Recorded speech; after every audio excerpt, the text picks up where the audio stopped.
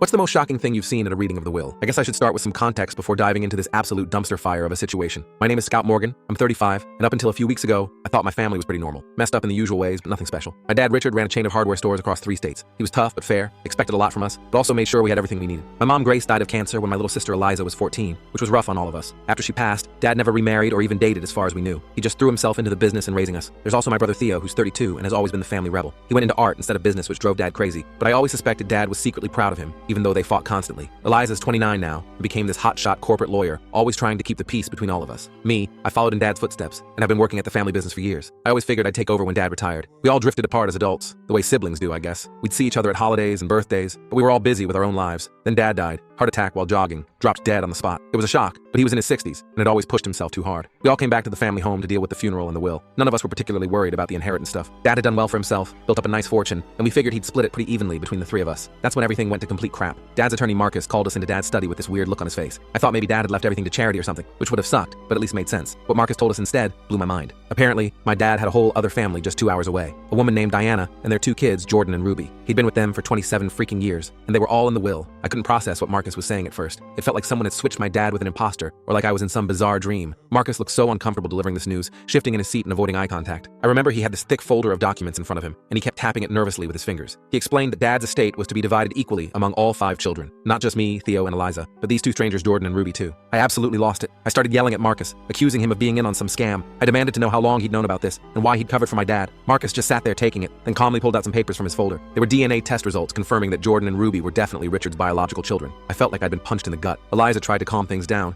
asking Marcus a bunch of lawyer questions about the legality of all this. But before he could really answer, Theo grabbed this heavy glass paperweight from Dad's desk and hurled it across the room. It smashed against the bookshelf, sending books and glass flying everywhere. Marcus stood up and threatened to leave if we couldn't discuss this like adults. His face was red, and he was clearly at the end of his rope. I didn't care. I needed to know if Mom had known about this other family. Had she been aware our dad was cheating on her for years? Had she died knowing her husband had another woman and other kids? I couldn't finish the full story here. It is on my channel and linked below.